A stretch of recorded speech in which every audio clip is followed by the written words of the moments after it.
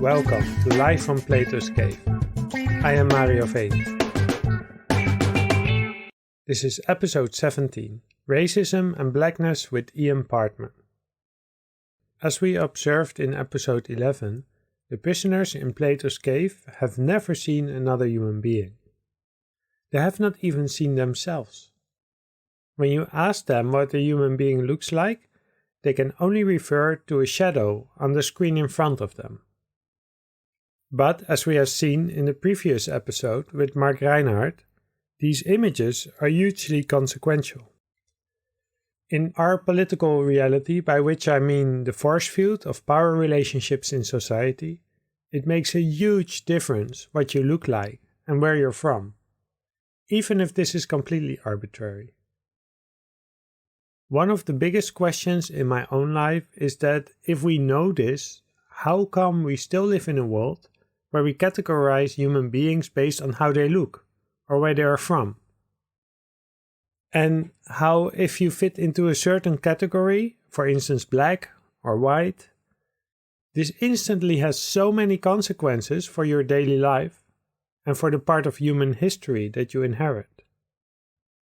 The category you fit into can either mean that you can literally be killed for it, or that the reality for those in other categories is completely invisible to you. We certainly live in a kind of racial cave, in the illusion that the color of your skin says something about the content of your character, even though we have known for quite some time now that it doesn't. At the same time, since it has so many consequences for your life on Earth, doesn't the color of your skin go more than skin deep? I really don't know. So I'm grateful to our guide Ian Partman for speaking about this with us. Ian is a 19-year-old student, writer, activist and artist based in New York City. He is the founder of Ignite Collective, a national organization of young activists who work to resist police violence through mutual aid and direct action. He currently works at the Brennan Center for Justice in the Office of the President. Ian is also working on a forthcoming monograph that explores Black childhood in the age of Black Lives Matter. You can find him and more of his work at ianpartman.com. So obviously people cannot see us because, we are on Zoom, we can see each other, but it's an audio-only podcast. But if people would have to name some differences between us, right? Mm-hmm. Well, obviously you're a little younger than me. You have a little bit more hair as well. But just a little. Just a little, yeah. Yeah. And different clothes and everything. And also your skin tone is a little bit different than mine, right? Yes. And somehow that last part is very, very important in the world we live in. So I guess my main question is why?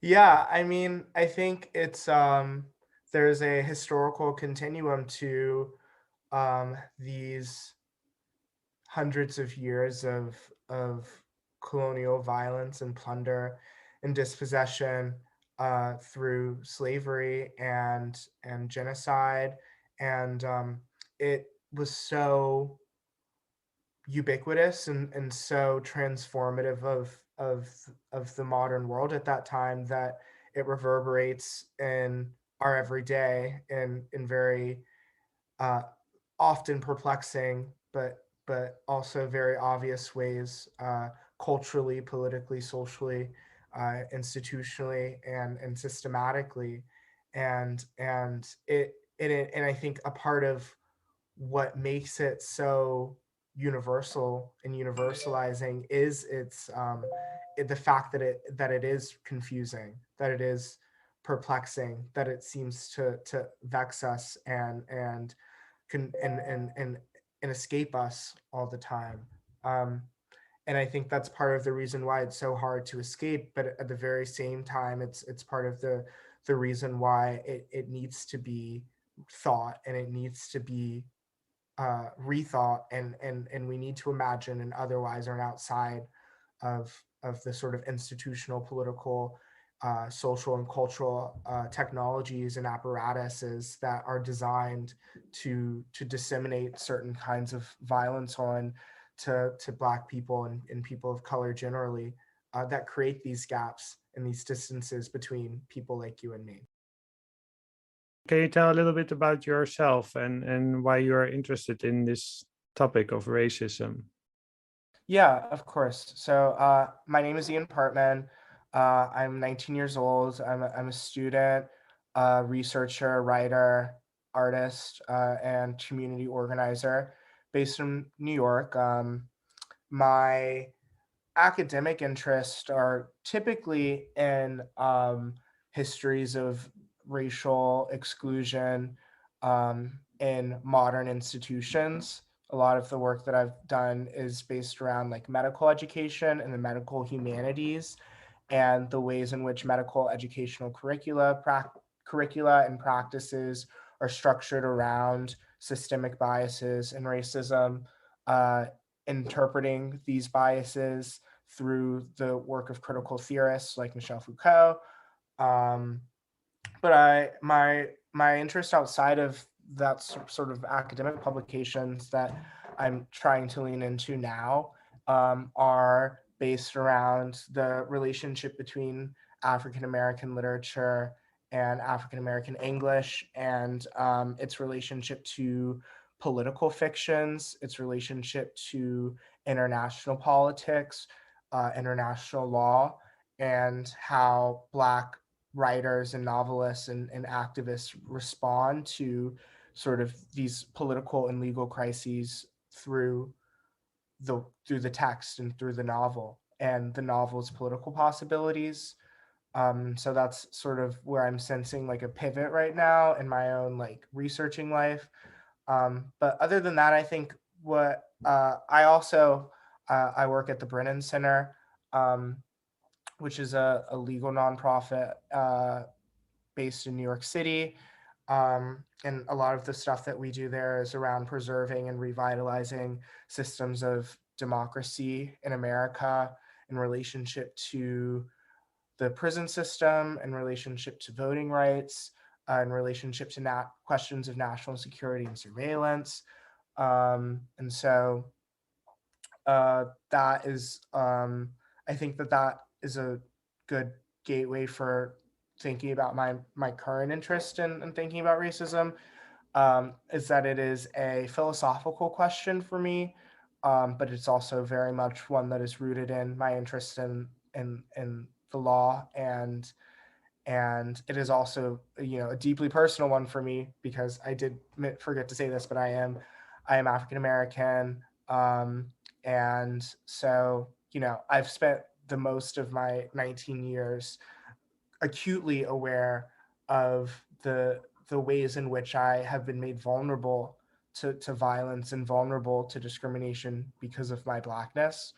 Um, and so I think it's just this like strange imagination of all of these things that seem now to emerge as a necessity for me to think about. So I guess that's where I am. Mhm.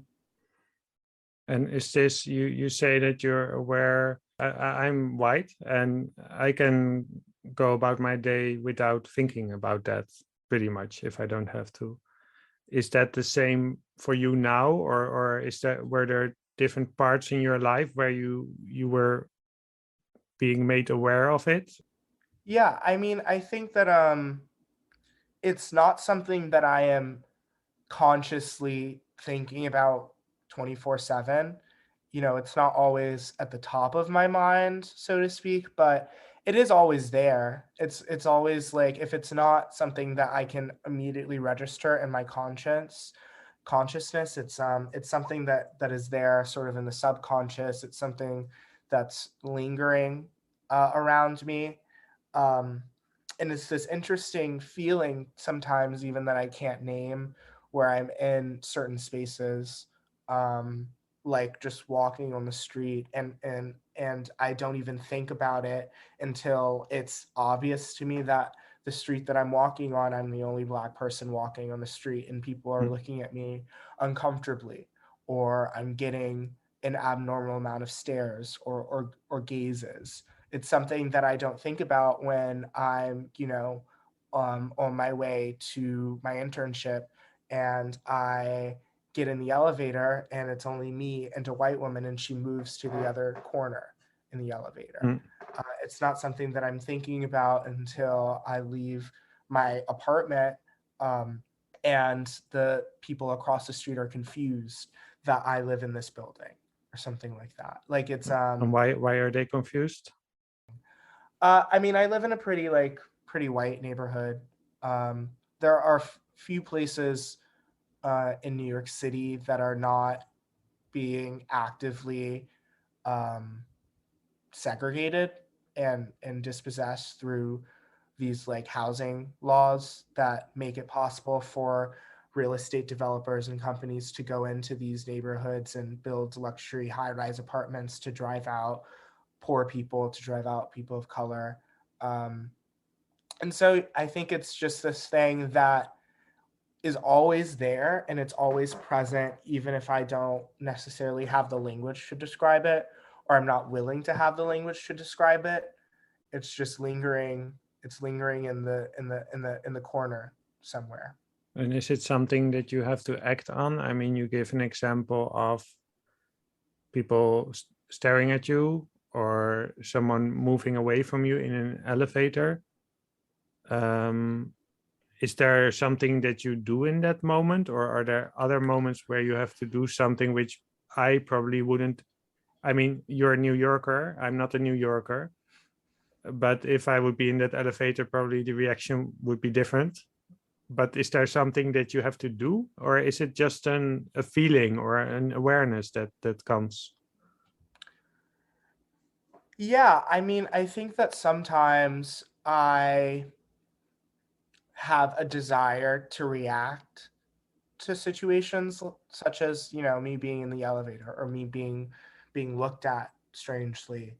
And I am also aware at the same time that my reaction can be a matter of life or death. If Yeah, I, yeah, if I'm in the elevator and I notice that the white woman who moves to the corner of the elevator is deeply uncomfortable, and I try to react to that wrongly, she can call the police, and I could be slammed to the body slammed and handcuffed because she said that I threatened her. yeah. um, or when I'm on the street, there are ways in which my reaction becomes mediated by another awareness that I have, that if I react in a certain way, or I don't react properly, or I'm not being consciously aware, or I don't react at all, all of these things could result in violence that I would experience at the hands of the police, for example. And so it's this interesting thing that I think you have to navigate alongside these everyday experiences, is whether one's willingness to respond in every instance. And and it's difficult because I do find that for the most part I'm not reacting. I'm not being in a situation where I'm defending myself, because I'm aware that I could something integral of my personhood could be violated if I defend myself.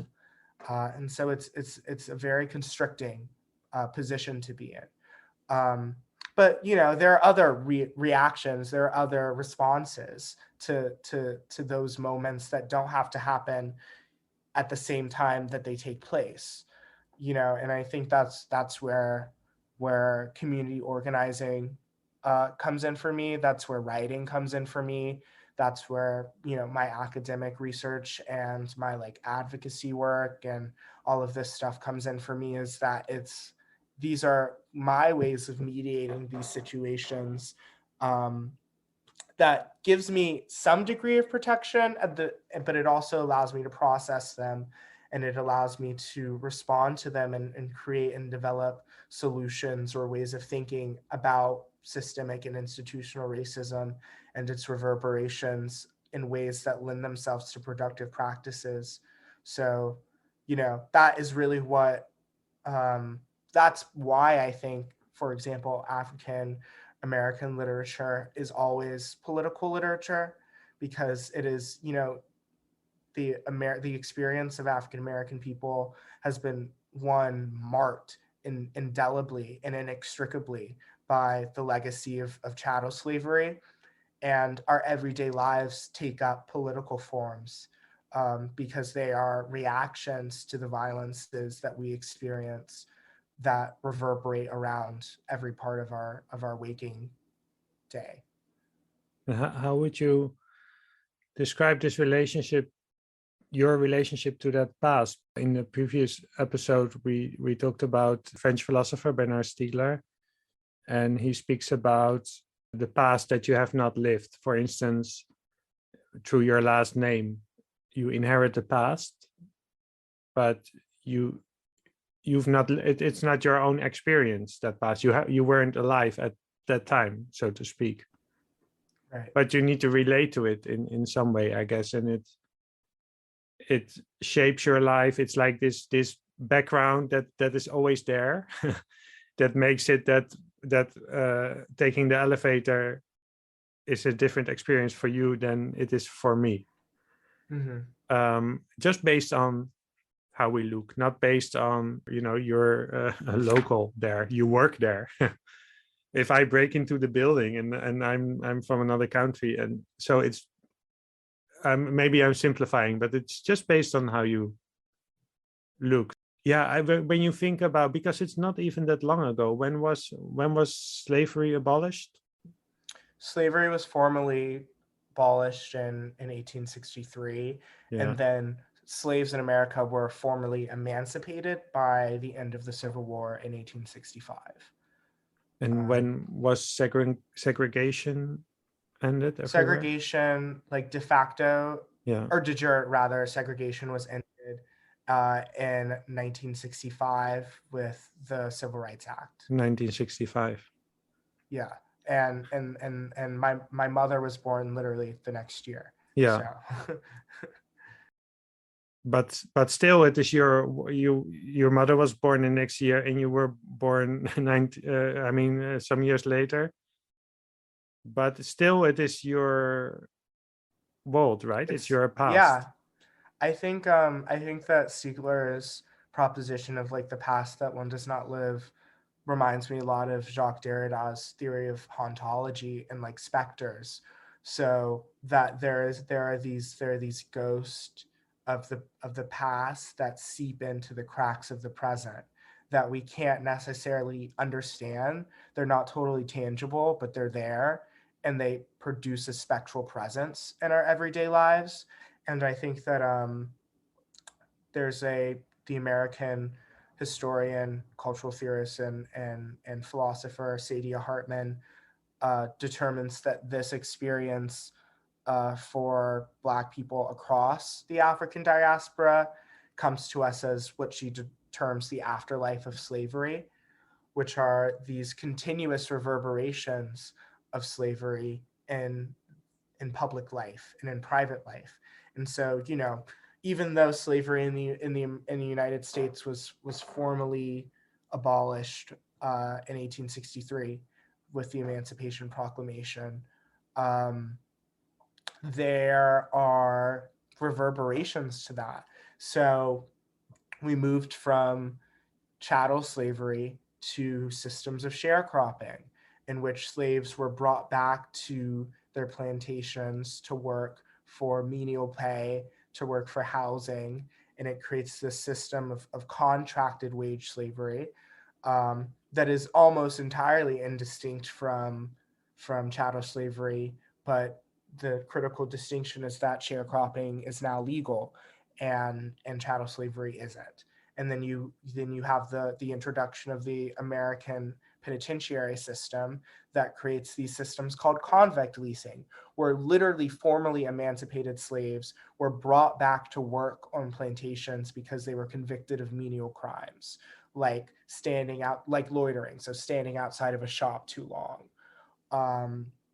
You have the transition from these systems to Jim Crow, with de facto and de jure segregation and practices of indiscriminatory, or practices of discriminatory rather, social life. And then, civil rights doesn't really formally end all of these modes of the Civil Rights Act and Civil Rights Movement don't formally end these institutional modes of racial violence. And as far as they persist through zoning practices, they persist through a lack of access to healthcare, a lack of access to education, a lack of access to housing. And so I think that it is not so much a past that one does not live, really. It's a past that one inherits. And that inheritance is the living. Because it begins from the moment, contra Plato's allegory, where people are placed in the cave at during their childhood and not at their birth. I would argue that we're placed in this afterlife of slavery from the minute that we're born. And for many Black people, our entire lives are spent reckoning with the reverberation of slavery's violence. And so it's an interesting phenomena because obviously I didn't live through chattel slavery. Obviously I didn't live through Jim Crow, but I'm also living in a very particular point in time in the formation of racial violence and institutional racism in America, one that is uniquely perplexing because it seems to us that things like slavery and things like Jim Crow don't exist anymore, and that they're figments of a perpetual past that we've moved beyond and that we've thrown away and that we've reckoned with properly. But 50 odd years is not enough to reckon with hundreds of years of dispossession, of plunder, of genocide, of captivity, of dehumanization, of this sort of insurmountable and intangible brutality, this peculiar institution of violence that we call slavery.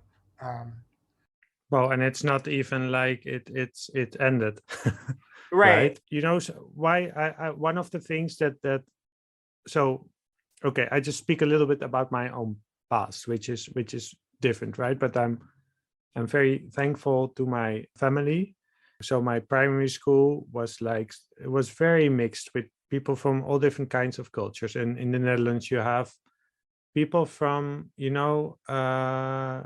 that lived in my city for a long time, but also from Suriname, from Turkey, from Morocco, from many different places of the world. I was very lucky that I was in this primary school where this was very different, and I got those were my friends, right? And then in high school, I was in I just chose this high school because it was the closest one to my house. So I could walk there, but I think there were maybe 400 or 500 students and maybe 2 or 3 Black people. And it was kind of rich school and everything like that. But I experienced that. I experienced that there's, I didn't experience that as normal. I experienced that wow, this is, all the people look the same. They're all from the same kind of socioeconomic environment, which maybe I wouldn't have, because of course, when you enter high school, you're busy with different things than the color of people's skin. I think you're busy with where do I fit in, how do I survive, all that stuff. I don't think I would have experienced it in the same way as how do I say it?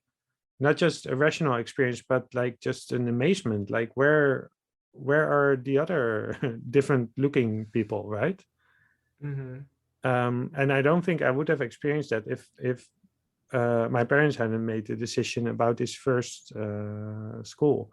And then after high school, I went to a college with, it was an international college with, I think, something like 40 plus different nationalities. And now I have friends all over the world from all different parts of the world.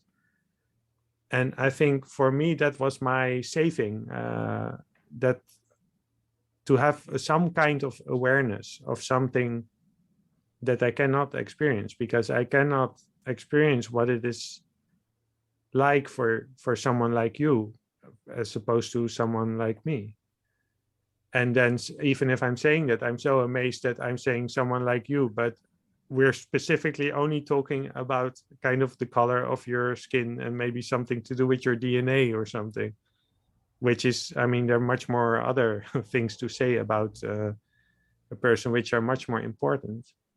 But then because of that also, that second part in high school and everything, I also experienced people around me who, um, I wouldn't say they say racism doesn't exist, but it's very close to that. At least it shouldn't be a big deal. And all those things that you talked about, yeah, they happened a long time ago, so they're finished. Mm-hmm. And um, how I started is that I try to understand, and I think I understand more how the things that you describe, they're very hard to believe for me. I don't get me wrong. I completely believe you, and I know this stuff is happening, but I can't imagine it because, just you say someone in the elevator, if I make a wrong move, they call the police, and that could end badly for me. That's for me. That's not the real world. So it takes something for me to try to understand what life is like for someone like you. But even I have had some experiences that help me with that, because through friendship and everything, you experience some things too. But that's the part that, yeah, I find very difficult. It's like, when the prisoner returns to the cave and they try to convey something, but the other people, they don't get anything. Right. Because it's not their system of reality. It's we're dealing with like a prisoner who leaves and is confronted with a reality that is intangible to them, that doesn't entirely make sense. And in returning, there's not, their language isn't available because everyone inside the cave is only knows the shadows, right? They only know um, the shadows as their system of reality. And in the same way, I think that we're dealing with two distinct systems of reality, where something that feels impossible to you feels too possible for me. And what might be the task then of confronting these two systems of reality is the reaction to it to try and merge them, is the reaction to try and to bring yours into mine. What is the task then? And I don't know if I have the answer to that. I feel like it's that question is also sort of vexing, but it has to be asked, right? Like, because I think a big part of the reason why it's easy for people in your secondary school to say, racism is a thing of the past, or it's not relevant, is because it's their system of reality. Because I think a lot of times I've had encounters with people throughout my life where in conversations around racism and conversations around anti-blackness, they've taken up this claim that's like, well, that was my ancestors. That wasn't me. Yeah. I didn't, like, my ancestors enslaved yours and not me. Or even my ancestors didn't enslave your ancestors. So I don't have any stakes in this game. But and I think that's because that system of reality is constructed through the conveyance of this mode of historical forgetting, and of there isn't like generational trauma that slaveholders experience, so to speak. There are generational gains. There's not generational violence. And so there is this sense of a spectral presence. I can see the ghosts of slavery in ways that you might not ever be able to see. Yeah. It reminds me of this. There's this film called Wings of Desire. I think it's a German film where all of these children can see angels um, walking throughout the streets, and none of the adults can. And so all of these children are seeing all of these angels doing all of these things, and it doesn't make sense to the adults at all. And we're working with a very, very different mode of that, which is that I'm in the elevator and I can see what's going on, but that white woman might not be aware that that was something that she was even doing. It might come to her as a reflex. It might just be something that she does. It's not something that she necessarily is thinking about.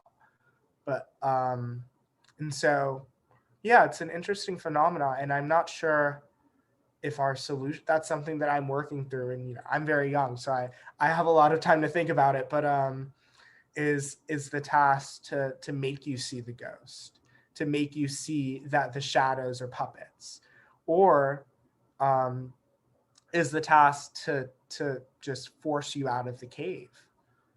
But then you're dealing with the fire, so it's a sticky situation. Yeah. Yeah, well, we are both born, we are both born into that past, and I'm born in a country that was colonizers, right? And we just this year we issued a formal apology to Indonesia for many atrocities that we did there, Mhm. and Suriname and others. And there was we have this it's called the Golden Carriage, and every year the king now would ride with that to, well, whatever, some tradition. And this carriage is very old, and it has some panels on it, and on some of the panels it shows depictions of black people and people making offerings, and very racist depictions. And it was taken out of commission, I think, maybe now 5 years ago, and because it needed to be repaired. And now there was a discussion: should we start to use it again, or should it stay in the museum? And I think the king said, well, it should stay to the museum until people are ready for it to come out again. But the discussions are, I don't know. With this topic, it's very hard for me to even think about how to speak about it, because it's so. Anyway, so let's just take small parts, right? So this part, what I want to say is that we're both born into that past, but our relationship is different because you cannot escape it. Like you say, you have this, you're part of this trauma. And for me, even though I do have the same kind of, responsibility and everything like that, I can forget it. Right. And I think that's what we want, that's what we want for our children, right? That they live in a world, they don't have to think about all the stuff that happened before. But I think, so one part of the puzzle, at least, is that the realization that the world that we live in has a past that shaped it. And that one of the reasons why my country is so rich is because they made a lot of money of free, not even cheap labor, but free labor. Right. And like the Dutch East India Company was really if we're looking at instances in the formation and history of international politics and international trade law, is the first instance in which all of these dissolute, discrete merchants consolidate almost into this national corporate class. in order to enact this plunder and the dispossession of goods on a larger scale. And so there is like something that is very unique about the circumstance of the Netherlands as well. Yeah.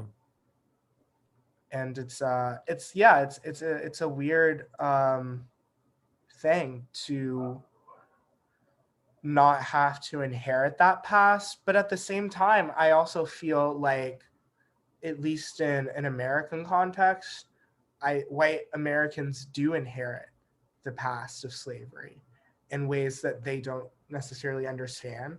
And so Toni Morrison has these collections of lectures that she gave at Harvard University in the early 1990s, and it's all consolidated into this book called Playing in the Dark, in which she argues that in the course of like 19th century American fictions, in particular, there's this Africanist presence that haunts the construction of like the white literary imagination in America. And the Africanist presence is basically this kind of perpetual and naturalized African Americanness that exists in the shadows and in this interlocked romance between the anxieties that are constructed in these novels. And she takes on what the American novelist Herman Melville, who also happens to be like one of my favorite writers, calls the power of Blackness. To say that the American Gothic and Romantic traditions in literature that shape the canon, that shape the white literary imagination, and thus also shape the white American cultural imagination, have this perpetual Africanist presence that exists sort of in this liminal outside space, but still is endemic to its construction and is endemic to its continuation. And in many ways, the white American cultural identity owes itself so much to this disavowed inheritance of the slave past, this disavowed inheritance of the Africanist presence. And the Africanist presence then becomes its own kind of shadow play in the construction of white American identity. And you know, this has Sorry, reverberations. just to understand this part, do you mean like in a story, or you talk about literature, but we could talk about I don't know, soap operas or movies or something, like there's the black help or the black best friend or the Right. black jazz musician or the black athlete.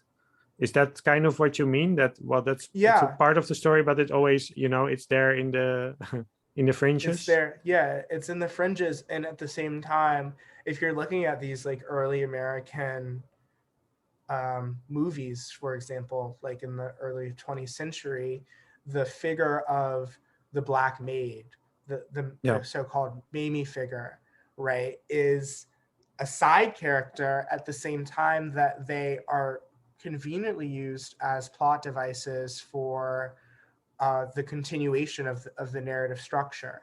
And so even as these characters are disavowed and made precarious by their racist constructions, they still are required to maintain the narrative arc of the film, which is, you know, one of the most famous instances of this is Gone with the Wind. But it's also so it's about these French characters, but it's also about like what happens when Black people aren't present on the screen or on the page, when they're not side characters, but they're not characters at all, and how they exist still. And that's like an interesting thing, I think, to think about is the year, for example, the year that Toni Morrison lost the National Book Awards in 1987. It was a really big deal because she had 5 previous novels that were that had large scale mainstream commercial success as well as literary success, and she had never won a Pulitzer or a National Book Award up until this point. And the novel that did win was a Vietnam War novel in which all of the white characters are speaking in this distinct African American Black vernacular, which Heinemann the author of this novel said was meant to reflect the street talk that existed prior to their voyage to Vietnam. And so, even in this novel void really of Black characters, Black people and Black culture persist. And so so it's like this interesting phenomena where it describes the way that Black people have existed on the fringes of culture, and yet, the continuation of an American social and cultural life requires our labor and requires us. But it's also that our labor, our culture, our lives are extracted and interplayed and interposed into spaces where we don't exist, or spaces where we're disavowed. And so it's both, I would say. Do you think that that way it happens in literature is also the way it happens in society? Yeah, I think so. I think there are a lot of conversations that we have in America, in American culture, about the usage of like pejorative terms used to describe African Americans, like Yeah. the N word. And these are words that are used to describe Black people, and then in later iterations are used by Black people to describe each other as a mode of fraternity, as a mode of cultivating relationality.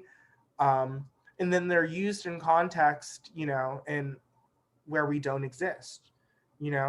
Conversations between young white male friends where this word is constantly being repeated, and Black people are not present. But more than Black people not being present, these are words that are not used to describe them. And what's more, these are words being used to describe us in ways that are brutalizing and dehumanizing when they become the arbiters of of this language. And so it happens all the time, I would say.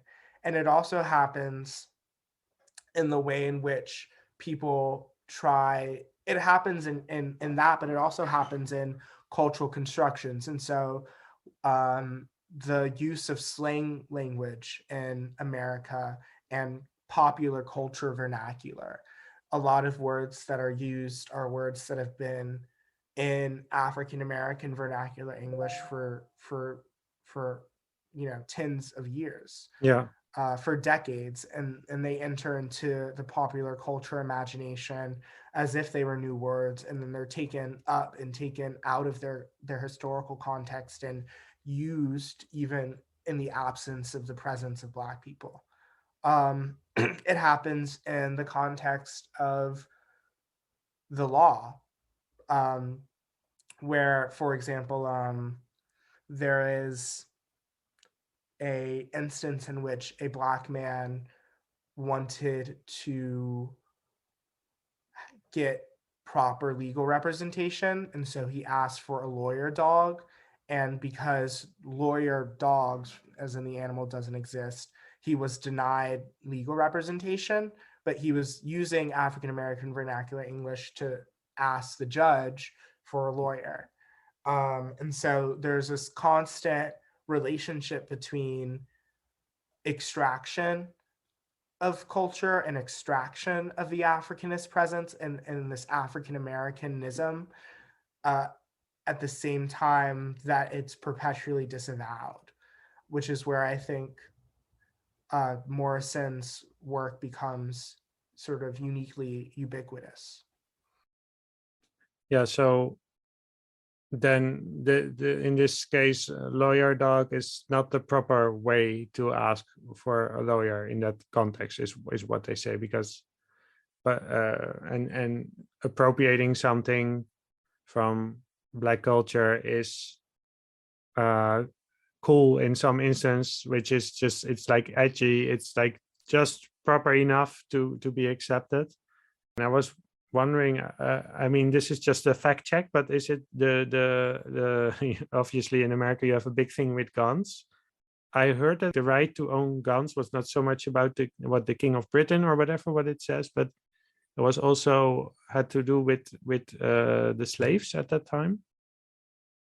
Right. Yeah. A lot of it is about. So I think that in the context of the American history of gun ownership, it's deeply related to property Yeah, and propriety and property law and the protection of property. In the same way that like the history of the American police and American institutions of policing are structured by the protection of private property, so to speak.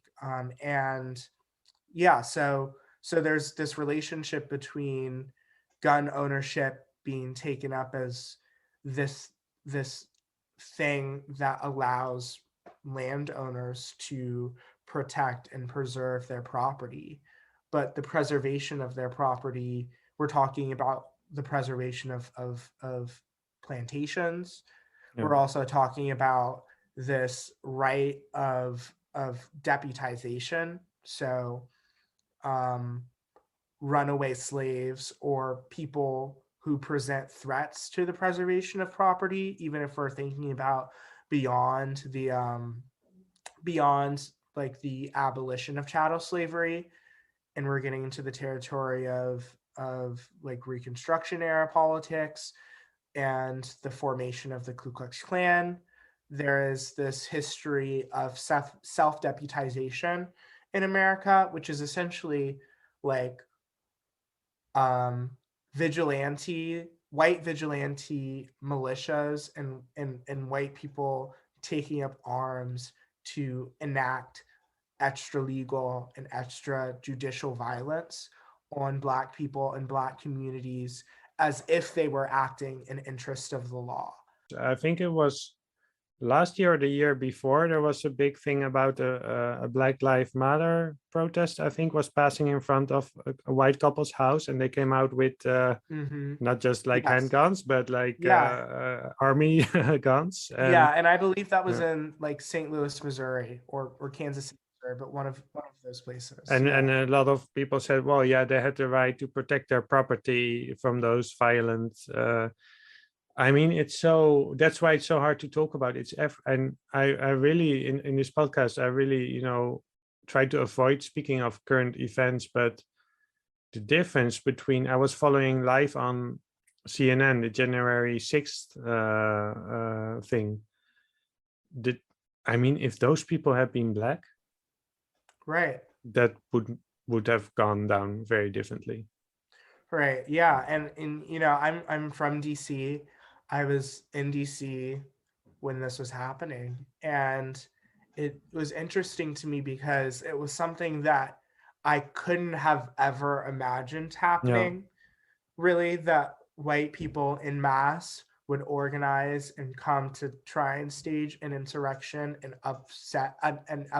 overthrow and upseat um, the American democratic system. And so it was something that felt almost unreal at the very same time that I could totally imagine it, because it was part of this larger historical legacy of white people acting in interest of what they believe is the law and what they believe is the interest of the preservation of the American white community, um, at you know with any means necessary. And so that was like a fascinating situation because it was something that felt totally obvious to me at the same time that I couldn't believe that it was happening. um but yeah, certainly, like if and that's where we're getting at questions of who constitutes a threat to national security too, because um people lamented the lack of what they thought was a legitimate response at the hands of the Capitol Police in responding to the planned and attempted insurrection. Because nonviolent protests across the United States were met with the Department of Homeland Security, were met with the National Guard, were met with the arbitrary and indiscriminate surveillance and targeting of protesters and activists. And I think it's because for the American political imagination, nothing presents so much of a crisis. Nothing throws it in its fantasies and its constructed realities into crisis as much as the threat of Black freedom and as much as the threat of Black people responding, even in nonviolent ways, to their everyday ongoing subjection and subordination. And just to circle this back really quickly to gun control laws, that's why gun control laws in California were instantiated, because the Black Panther Party was actively using California's open carry policy at the time as a form of political performance. So they would go and stand outside of the state capitol. They would, go from one place to another, hold rallies and hold marches.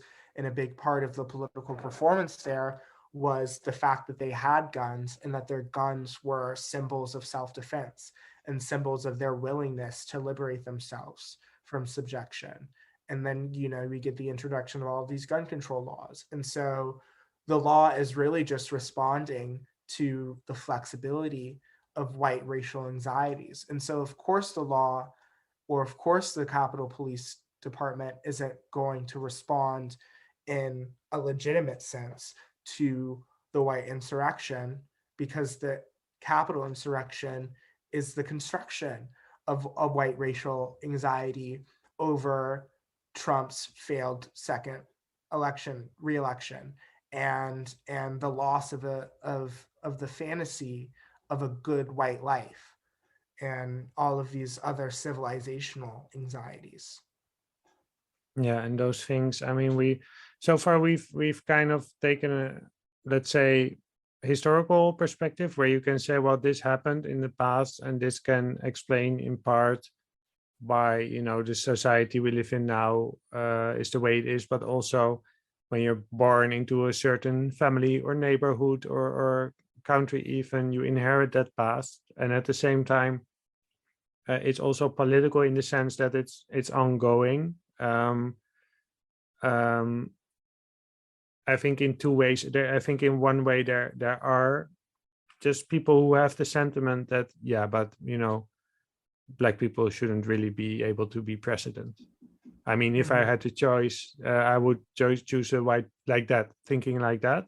And there are those who, yeah, the example of maybe the woman in the elevator that doesn't even realize it, but it's just like natural to take a step back or something. Right. But those are kind of historical factors. But you said also that for you it's a philosophical question. So I wonder, so how do you read the allegory of the cave? Is there even a way of we already mentioned some examples about the shadows, and I think another part is becoming aware of the world you live in, that actually many things that you think, well, this is natural, are actually constructed and actively maintained in this way.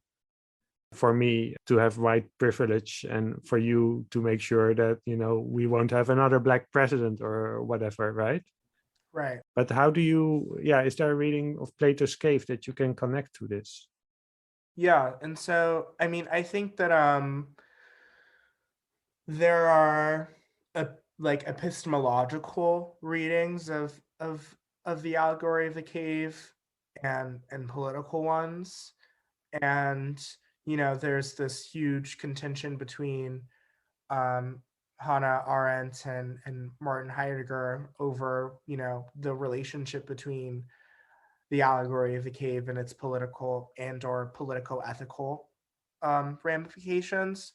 But I think that maybe the response that I would have is one that is both political and epistemological. And what I'm really interested in is this idea that for the prisoners, these shadows are reality because they don't have access to anything else. So they don't realize that what they're seeing are not the objects proper, but the shadows of the objects in front of a fire. And more than that, they don't realize that these objects are based upon and constructed as if they were real things outside of the cave, because they haven't left the cave. There isn't a sort of outside of the cave for them. And so they're left with these shadows. Um, they're left with the shadows as the sort of prima facie of their construction of reality. And what does this present for us in terms of thinking about how these, what I referred to like a few minutes earlier as white racial anxieties, get constructed? And so if you don't have access to the objects themselves, the object proper, and you're left with the shadow of slavery, the shadow of racial violence that you might not see yourself as a direct actor of or a direct proprietor of, like that woman in the elevator. You are locking yourself off from this entire world outside of the cave. And so I think that the allegory of the cave presents a useful metaphor for thinking about what I would call, because I lack the language otherwise to describe this phenomenon, but it is really a sort of a white ignorance. But it's not, and it's not so much an ignorance really, as much as it is an epistemological darkness, an epistemological non-space, which is to say that for many white people, their system of reality are these shadows of racial violence that appear to them as aberrations, at the same time that they don't have access to the real objects of racial violence, because they don't see themselves as direct agents in the continuation of these systems. And so it allows them to create a distance through this construction of an alternate reality from the realm of the capital R real, of racial violence, which is the everyday ongoingness of racial violence. And I think so that what is an example of such a shadow? Are you thinking of? I think recently something about the Dutch bank that accumulated a lot of their wealth in the past, and they say, well, now it's the past. Or are you thinking more of like media images like the arrest of, well, the killing of the murder of George Floyd, which is also something that people now see, whoa, you know, this is very, you can't deny it anymore. It's an image. right. Are you thinking of that, or are you thinking that such an image like of George Floyd is already a step further, or is that still a shadow? I think that the interesting thing is that it's based, I think it's the shadows can be contra Plato and Socrates, the shadows can be real objects, I would say. Like they can be real objects, but it depends on where someone is in position to the cave, if they're inside or outside of the cave. Yeah. And so like the recordings and images and the visual life of racial violence, like the killing of George Floyd, can be for some people this revelatory moment in which they are brought out of the cave, right, and brought into the real, in which, you know, they can no longer deny access to these objects because they are shadows, and they can say, oh, this is an evidentiary classification for this system of reality, for these objects that exist outside of the cave, that were previously just apparitions to me. But it can also be still a fantasy. It can also still be, you know, a puppet object. And so I think it really does depend on where someone's positioned in terms of their, for better or for worse, like epistemological journey, so to speak. But I think that it's for a lot of people, it has a certain visual life, as you described, but it also has a deeply like psychic life. It has a lot of it has to do with where someone is in terms of how they understand themselves in relationship to the world around them. And I think for many white people who remain in the cave, these moments of and these scenes of racial violence can exist at the same time that they don't see them as such, because they only exist as shadows and you're not getting the full picture. Yeah, I think they say, well, this is obviously very bad, but this is an excess. This is an exception, or this is one person doing something bad, and it has nothing to do with me, right? I mean, that's the part about white privilege, right? I guess that's the cave of white privilege, where Right. life is easy for you, but you don't realize it because life is easy for you.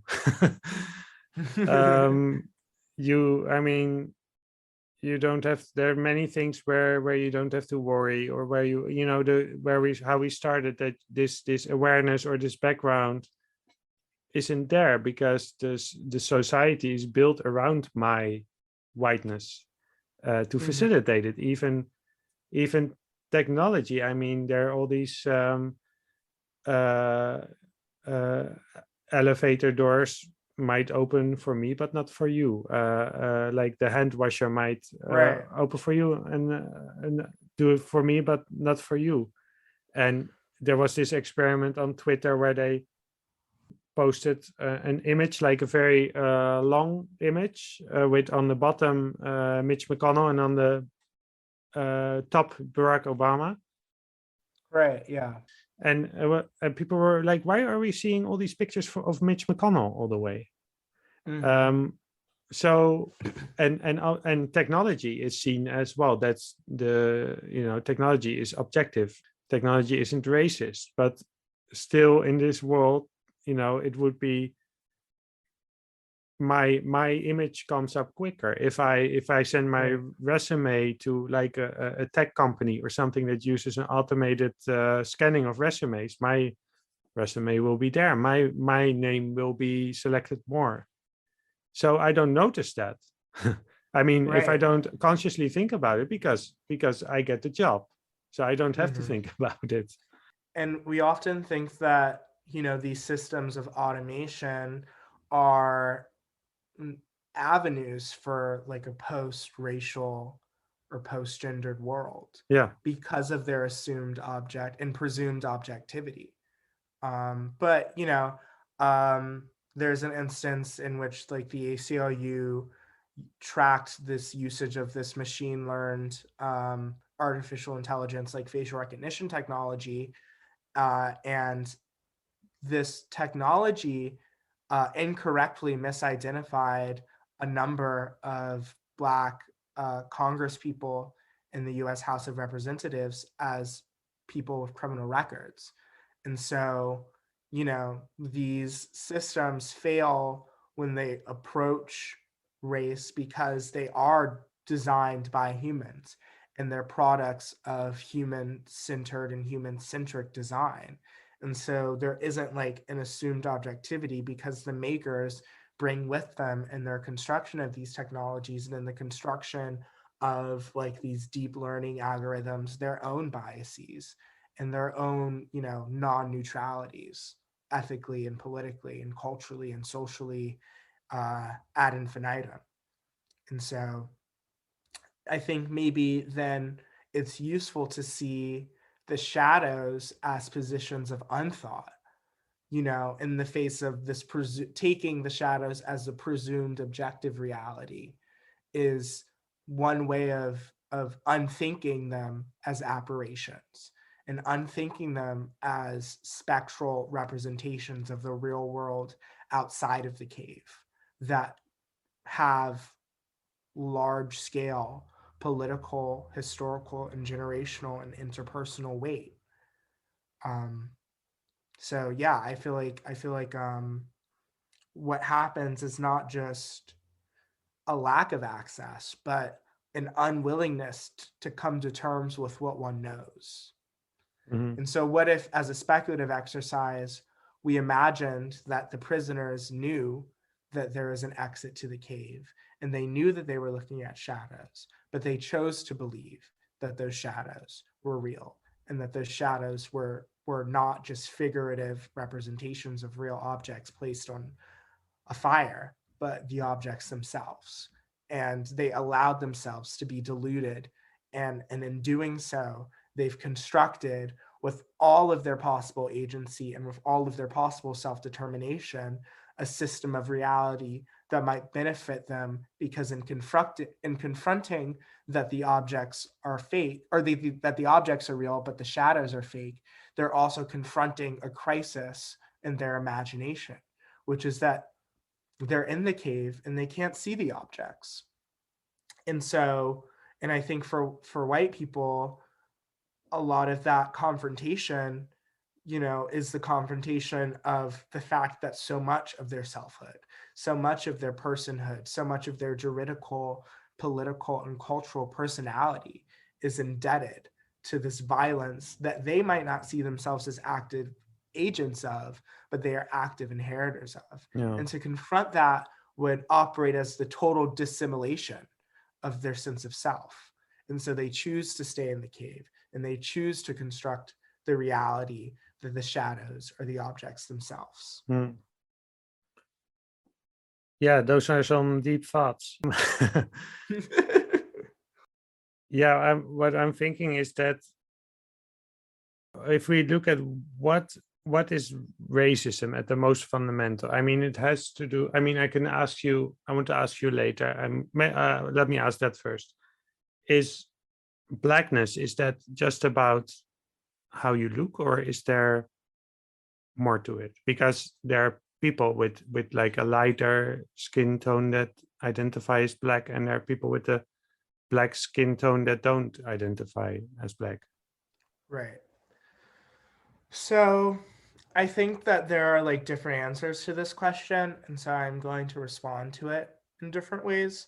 So blackness is a term that is used to describe the characteristics of Black people, and Black people are, for many people, Black people are people that are direct descendants of the African diaspora, or people within Africa that experience a certain kind of world because of the transatlantic slave trade. And so the American writer Horton Spillers has this essay called Mama's Baby, Papa's Maybe, an American grammar book, in which she describes how the transatlantic slave trade in many ways was one that forcibly translated African people who were members of African nation states and inheritors of African culture and African society and African politics, particularly West Africa.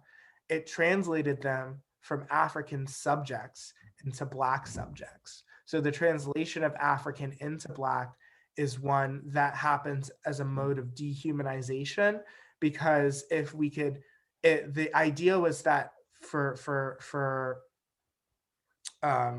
proprietors of the slave trade, that if we could cut off the access that African people could have to their own heritage, they couldn't find communion or relationships with each other. And the lack of relationality that they might have with each other makes it harder for them to commune and ultimately uprise and oversee us and overthrow us. And so the Blackness emerges, as a direct inheritor of the slave trade and of racial slavery's relationship to world history proper. And so it describes this phenomena of these people that live close to the furnace of history's making and unmaking.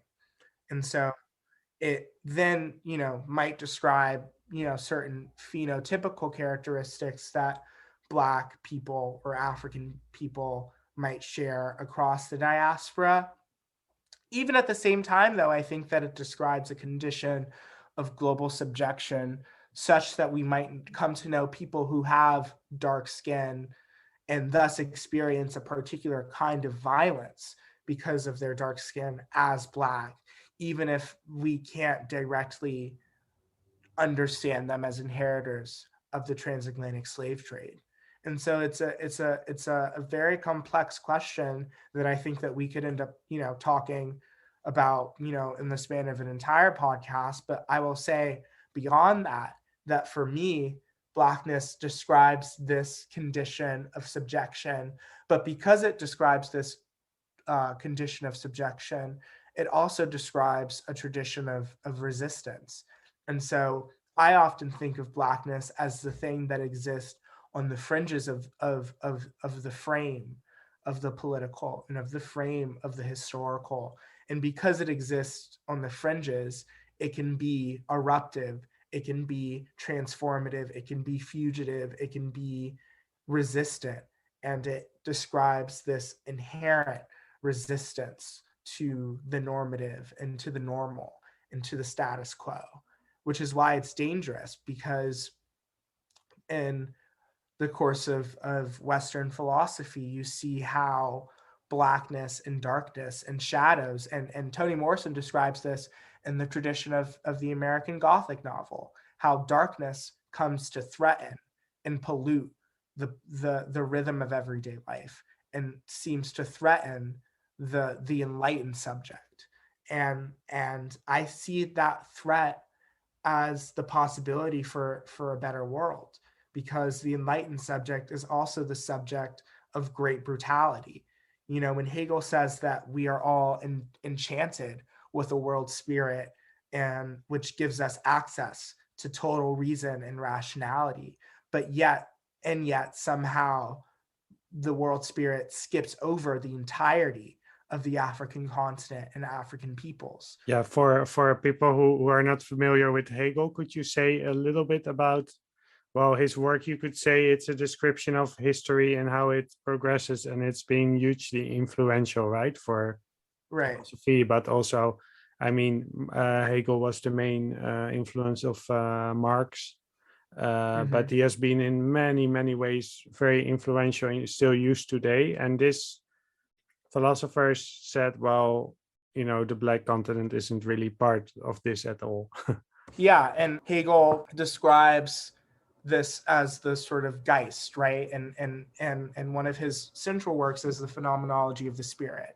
And for Hegel, the Geist is the Weltgeist is the world spirit, which is human culture.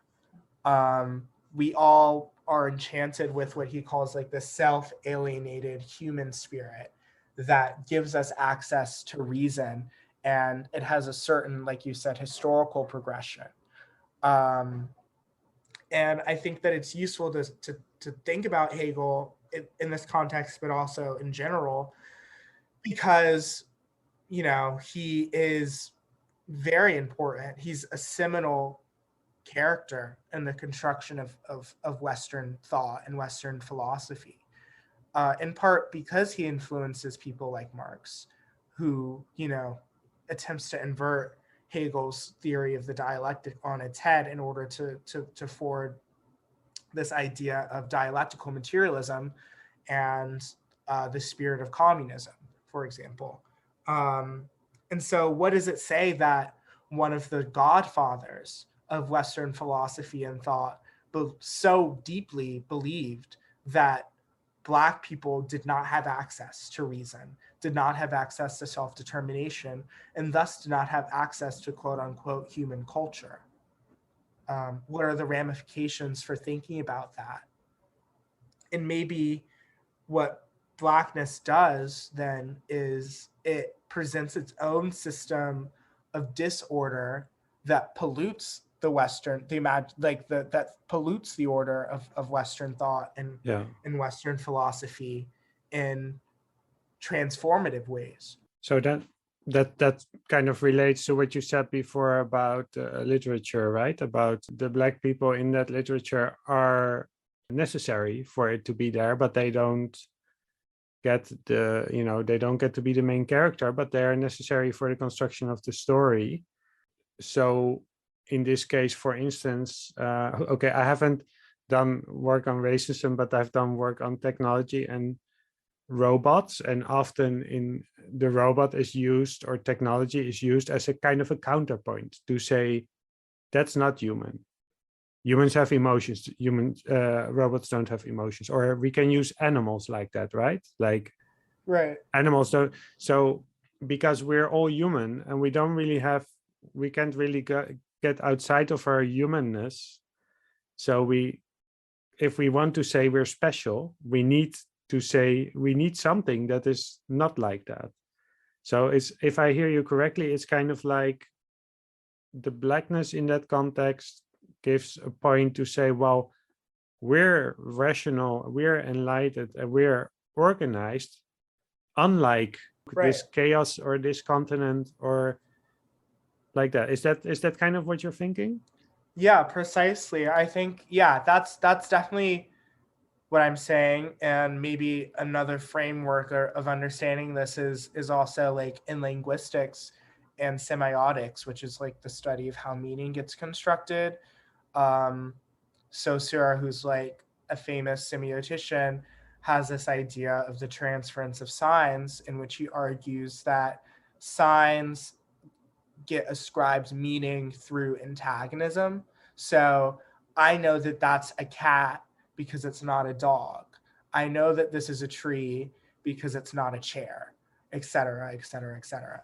And in many ways, I think that for white people and for, even just non-white people who are not Black, they come to know their identity in antagonism to this Blackness that seems to take up with it the lack of access to reason, the lack of access to rationality, the lack of access to self-possessed and self-alienated human spirit.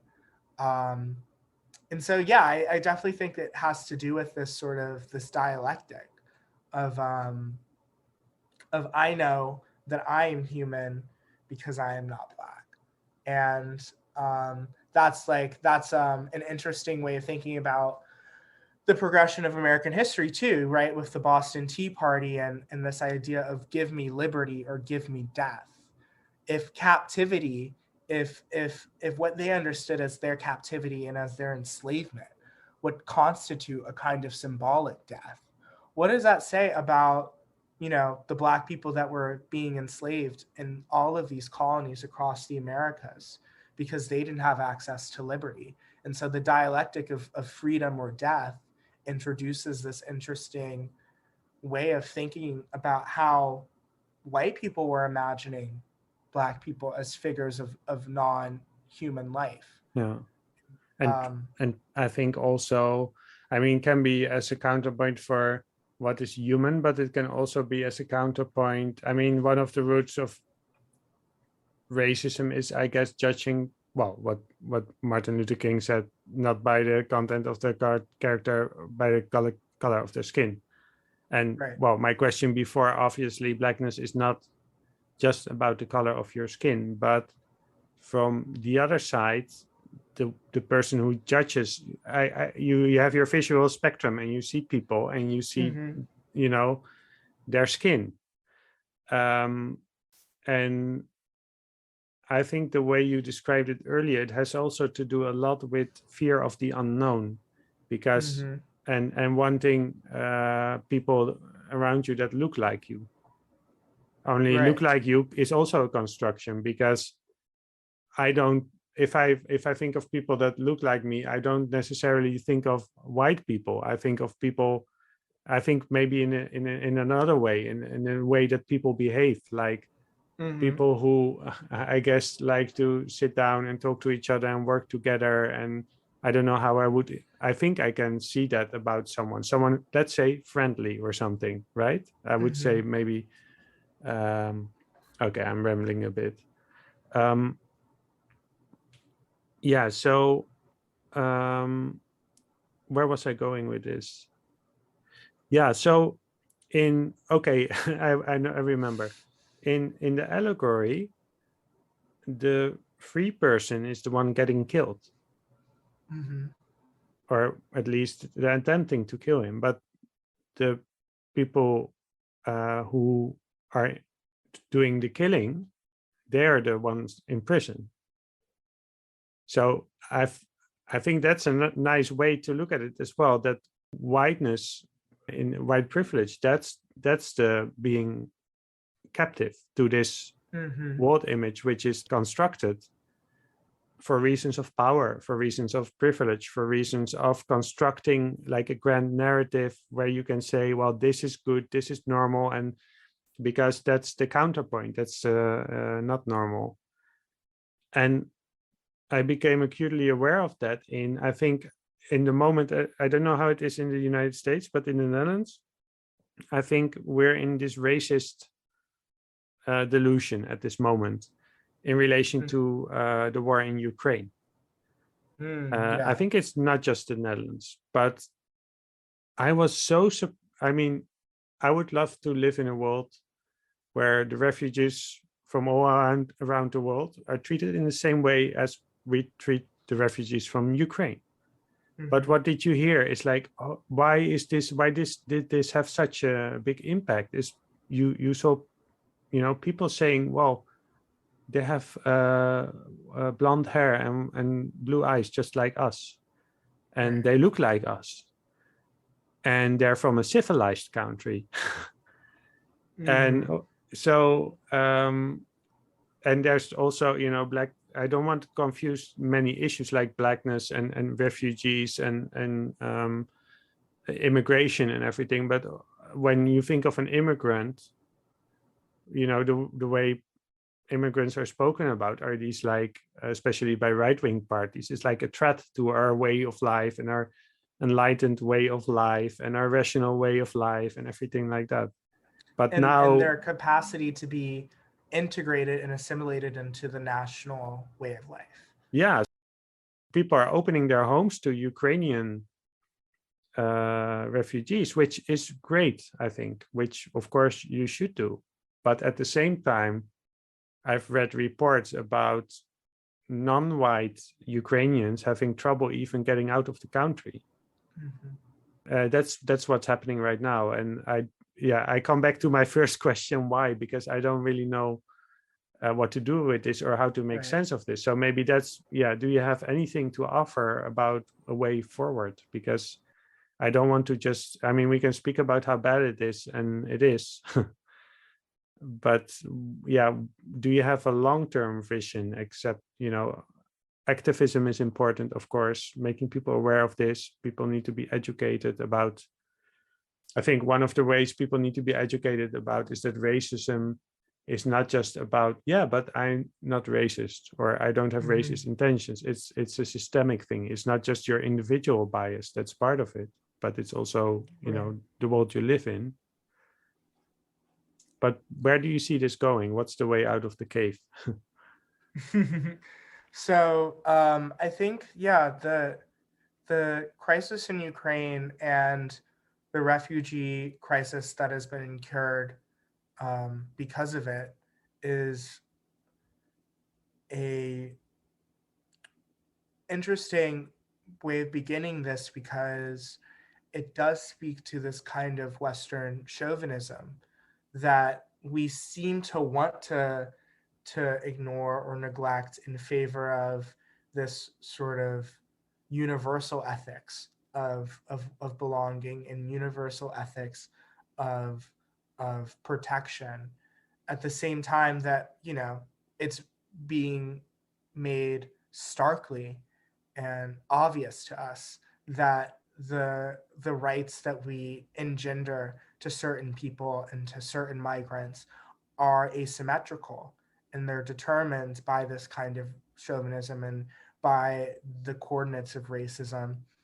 So what the migrant crisis represents, but also just the general treatment of Russia's invasion of Ukraine by the media and by popular culture represents, is this idea that because it happened in Europe, it is a civilizational crisis. But there are other civilizational crises that have been taking place for decades that haven't gotten that kind of attention, that haven't garnered the same responses by governments and by state officials and legislators, because they're not taking place in Europe, because they're taking place in Latin America, they're taking place in Africa, they're taking place in the Middle East, they're taking place in Central and Southeast Asia. And because they're taking place in the peripheries of the West, they are not regarded with the same level of concern, and these people are not treated with the same amount of care. And even, when we're witnessing, the acceptance of Ukrainian refugees en masse across the West, there's also a perpetual denial of African immigrants in Ukraine who can't leave the borders, who have been denied access to places like Poland. And the ramifications of who gets access. Who gets access to the cosmopolitan West is also about who gets access to the ethics of cosmopolitanism. And the ethics of cosmopolitanism are often denied to Black and brown people, which is why there is this interesting contradiction that happens and takes place where in Denmark, for example, the previous refugee policy required that migrants coming in would have to surrender their jewelry, right? That rule got upseated, in the moment that they started to accept Ukrainian refugees. When we were told by government officials that we no longer had space for more migrants from Syria, or more migrants from Yemen, or more migrants from Libya, or anywhere in North Africa or the Middle East. Yeah. Now there's suddenly space. Now there's suddenly room to build encampments. And it's because of the fact that we see the violence that Black and brown people experience as legitimate violence. And because it's legitimate and legitimizing violence, there isn't a legitimate solution to the violence.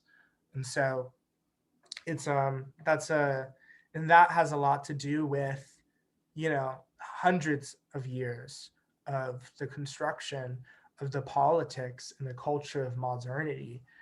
And I guess maybe the way forward from that is that we have to keep, imagining a better world, and we have to keep returning to the systems that prevent us from this better world, and seeing what ways they can be retooled and reappropriated in emancipatory means or measures.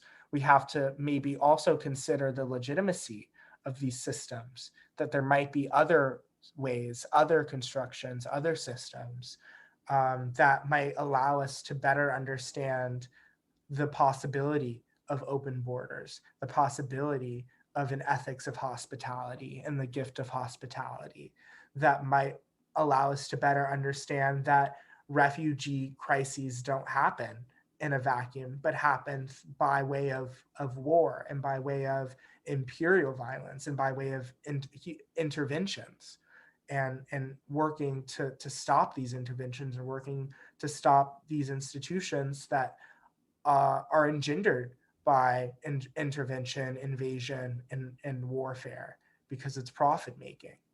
And so that's one way of thinking about getting outside of that crisis. But, that's something that I think that I've inherited from thinking about getting out of the sort of crisis of my own life as a Black person in America, who has to live with the historical and cultural reverberations of slavery in my everyday life, but also my life as a political subject, and my life as a legal subject, and my life as a cultural subject.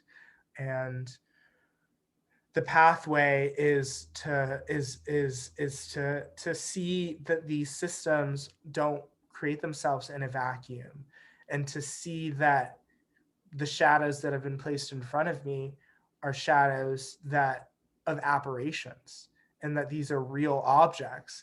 And because they are real objects, I can leave the cave, I can find the puppeteers, I can take these real objects, and I can choose to do something with them that might help us pull ourselves out of the cave, and pull ourselves out of the constructions of reality that tell us that our lives are naturalized and determined by things that are so obviously mutable and so obviously mutatable and so obviously prone to reconstruction and reimagination.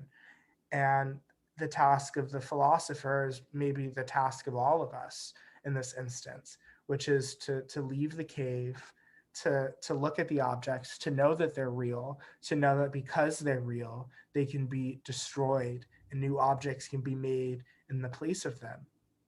And to come back to the cave and to do that hard work of convincing these people that there is an outside, that there is an exit, that there is a third way. And, you know, even if it means that we get beaten down and flogged down by the prisoners, it just needs to keep happening.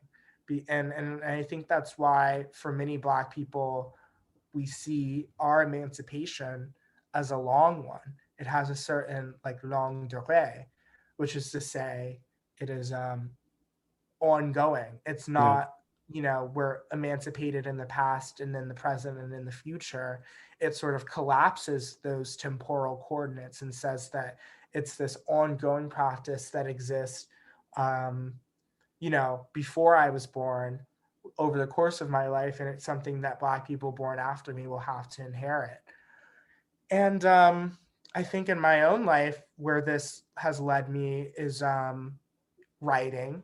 It's led me to, you know, think about these issues critically and research them and write them in hopes of saying the what people might believe are the ineffable or the unsayable.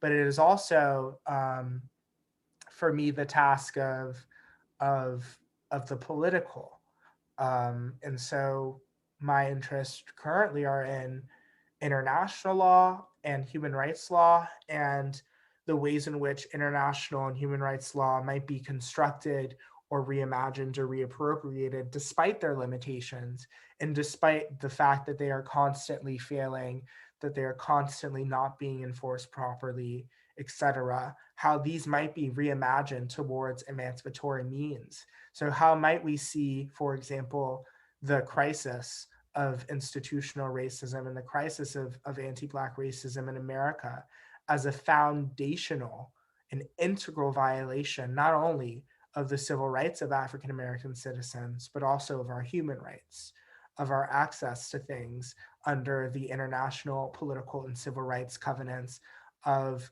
the UN Declaration of Human Rights to adequate housing, to adequate education, access to water and access to food, um, our access to life without detainment or life without cruel and unusual punishment and torture, um, our access to life without environmental racism, our access to life without egregious and cruel police structures and institutions of policing that have to be rethought and upended.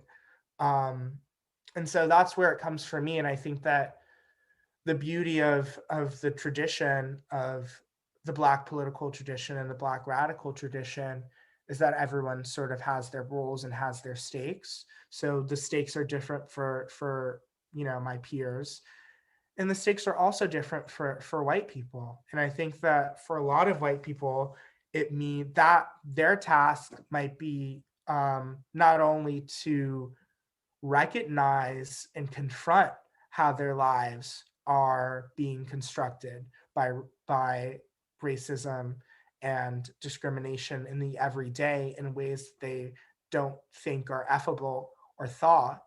Um, but it also means confronting, even if it means the total dissimulation of their self and the total dissimulation of the reality that they've chosen to construct and they've chosen to delude themselves into believing that a better world for all of us is on the horizon of that total dissimulation and disintegration of that sense of self, because that sense of self is an entitled one, and that sense of self, because that sense of self is an entitled one, it is one that is prone and proximate to ongoing brutalization and the ongoing extermination of Black and brown people across the world.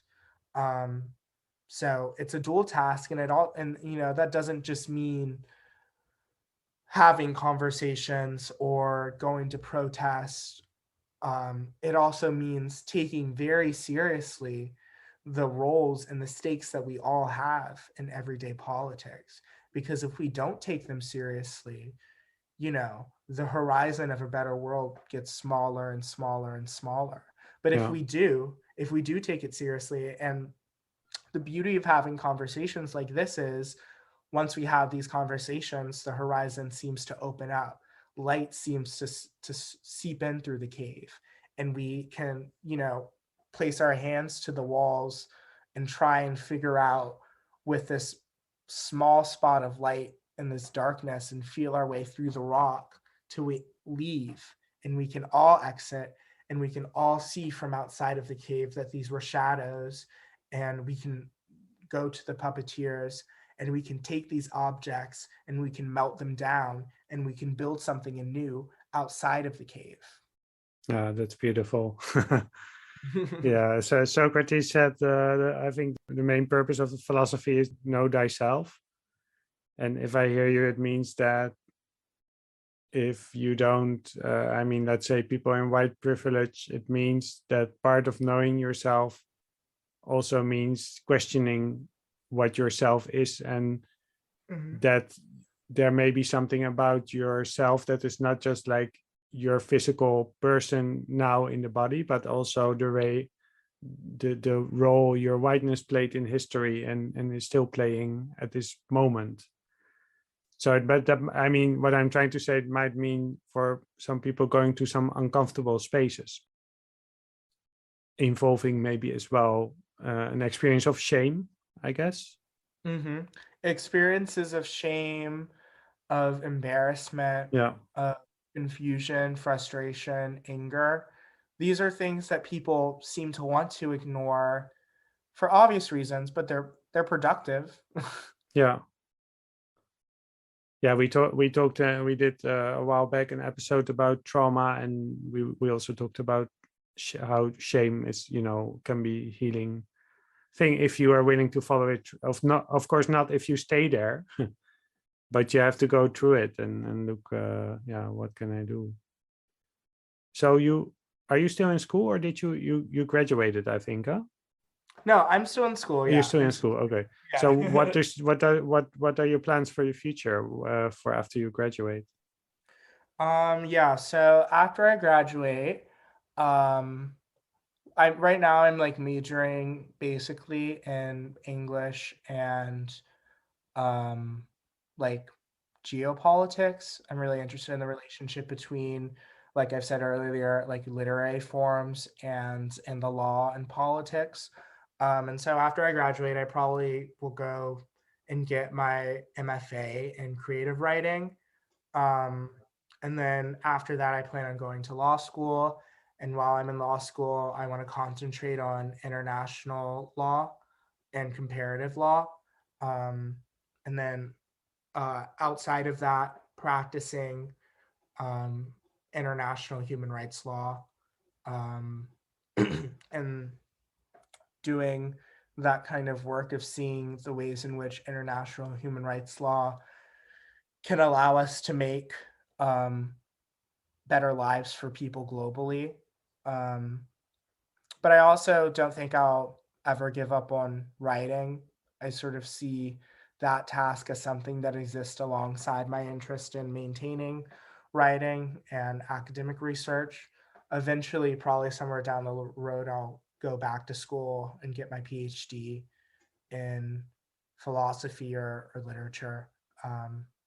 And we'll see what happens with like climate change, but if I make it if I make it to my olden age, I would like to like teach, become like a teacher, professor. So I guess we'll be hearing from you. In the meantime, do you have any what's a place to start? You mentioned some philosophers, some authors already, but if people who are listening to this want to educate themselves about this topic, or do you have books or movies or theories or something that would be a good place to start at least? Yeah. Starting points. So let me think. I always recommend James Baldwin. I think that James Baldwin is the greatest American writer of all time. Not just, of recent memory, but of all time. Um, I think he's America's greatest essayist. And so I always recommend his work. I think that usually people read The Fire Next Time, um, which is a letter that he wrote to his nephew documenting his experiences of racism in America. So I'd recommend that, but I would also recommend people go further and also read his fiction, because I think it takes up a lot of the same themes of race and class, like Another Country, If Beale Street Could Talk, Go Tell It on the Mountain. And also his other nonfiction work, especially the stuff that he was working on later in his life, um, are these brilliant expository writings on racism that are almost prophet-like. Nobody Knows My Name and No Name in the Street in particular, I would invite people to read. In terms of nonfiction, I think the work of W.E.B. Du Bois is very important. The Souls of Black Folk would be a good starting point for that. I think the fiction of Toni Morrison, Richard Wright, and Ralph Ellison are all very important. I also would invite people to read the prison writings of Huey P. Newton, who was a one of the founders of the Black Panther Party. But beyond being one of the founders of the Black Panther Party, he was a philosopher. He was a poet. He was a great critical scholar and theorist, and a lot of his nonfiction work and nonfiction writing is brilliant, I think. Where else would I invite people to turn to? The music of Nina Simone. Mhm, Um, for I sure. Wish I Knew How It Felt to Be Free. um, Four Women, Sinner Man, almost her entire discography. I would say a lot of jazz musicians Do like you Miles know? Davis. Do you know? Yeah. Do you know Under Arrest by Miles Davis? Yes, yeah. Yes, that's my favorite Miles Davis record, especially the first track where Hmm. he got arrested in a Ferrari, and then he had this. I mean, people have to listen to it. Maybe not everyone's style, but Yeah, yeah. I think that Miles Davis is great. I think that John Coltrane's Stardust is another great starting Mm, point. Let me try and think of some contemporaneous examples that are not so obvious. I think that one this is not a contemporaneous example, but I always invite people to read Moby Dick by Herman Melville, oh, which yeah. is interesting because it on a surface level, it's a book about a whale, and it's a book about a captain's maniacal search for this white whale. But it is also a book about the construction and the precarity of empire. And Melville is writing into this novel that describes the secondhand experience of Captain Ahab's monomaniacal obsession with the whale, a sort of ethnography of American history at the height of chattel slavery, at the height of American military and political and cultural hegemony.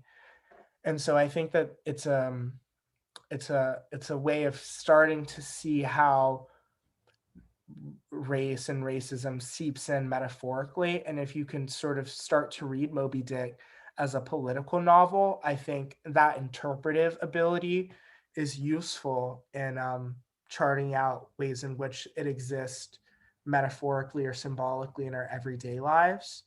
And so maybe the task that I would invite people into in terms of a contemporary context is thinking about um, what ways the Africanist presence seeps into our everyday lives, Mm, and looking at pieces of culture and media that don't necessarily have Black subjects or don't necessarily take up the subject of race, and seeing in which ways race still seems to find a way in and still seems to infiltrate the imagination of the song, the imagination of the film, the imagination of the text. And that's its own task in and of it's a task on its own, that interpretive ability. And I think that that's maybe what's more important than, they're similarly important, I would say, than reading. Reading list is learning what you can do with that information and learning what you can do with your own sense of self and your own epistemological standpoint. Well, thank you so much for sharing your thoughts and your perspective and your experience. Yeah, thank you for having me. I really, really enjoyed this conversation. Thank you for listening. For more information about Ian and his work, go to ianpartman.com. For other episodes and ways to support this podcast, go to livefromplatoscave.com. You can also leave me a voice message there with your interpretation of Plato's allegory or any questions that you might have. This is an independent educational podcast, and I really appreciate any support you can offer, whether it is through Patreon, leaving a review on your podcast app, or sharing the episode with others.